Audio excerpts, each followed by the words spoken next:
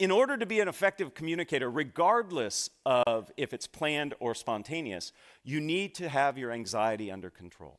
85% of people tell us that they're nervous when speaking in public. And I think the other 15% are lying. This is a ubiquitous fear and one that I believe we can learn to manage. And I use that word manage very carefully because I don't think we ever want to overcome it. Anxiety actually helps us. It gives us energy, helps us focus, tells us what we're doing is important, but we want to learn to manage it. So I'd like to introduce you to a few techniques that can work, and all of these techniques are based on academic research.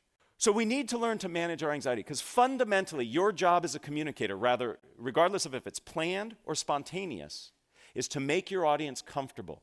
So let me introduce you to a few techniques that I think you can use right away to help you feel more comfortable. The first has to do with when you begin to feel those anxiety symptoms. For most people, this happens in the initial minutes prior to speaking. So research on mindful attention tells us that when we begin to feel those anxiety symptoms, we simply greet our anxiety and say, hey, this is me feeling nervous. I'm about to do something of consequence. And simply by greeting your anxiety and acknowledging it, that it's normal and natural. Heck, 85% of people tell us they have it. You actually can stem the tide of that anxiety spiraling out of control.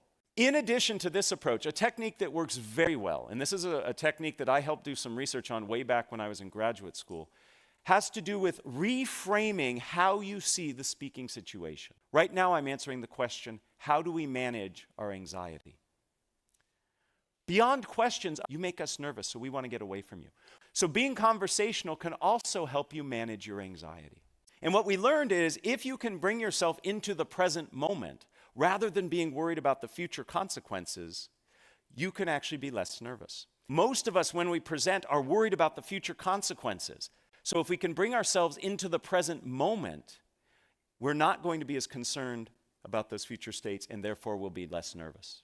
So it's very possible for us to manage our anxiety. We can do it initially by greeting the anxiety when we begin to feel those signs. We can do it when we reframe the situation as a conversation, and we do it when we become present-oriented.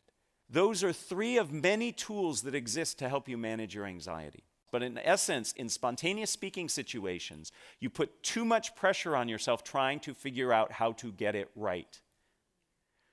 So a game like this teaches us to get out of our own way. It's when you set greatness as your target that it gets in the way of you ever getting there.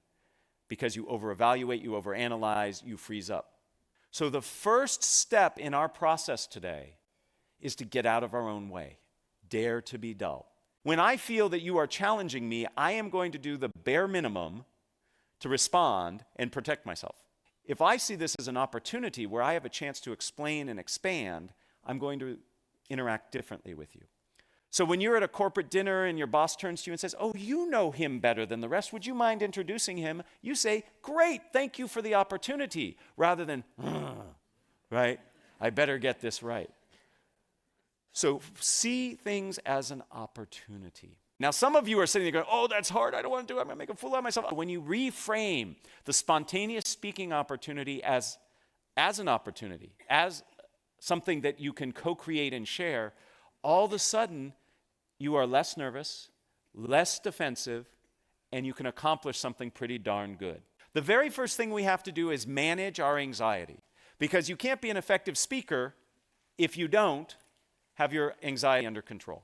And we talked about how you can do that by greeting your anxiety, reframing as a conversation, and being in the present moment. Once you do that, you need to practice a series of 4 steps that will help you speak spontaneously.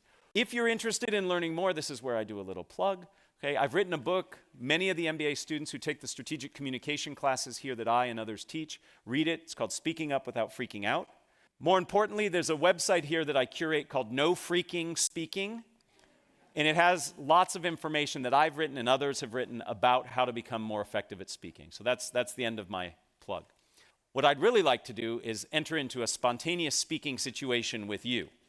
And I would love to entertain any questions that you have. When there are hostile situations that arise, you have to acknowledge it. So if somebody says, that's a ridiculous idea, why did you come up with that? to simply say, so the idea I came up with was, right? Acknowledge the emotion. I recommend not naming the emotion, okay? So you sound really angry. The person says, I'm not angry, I'm frustrated. Now we're arguing over their mental state, right? Emotional state. So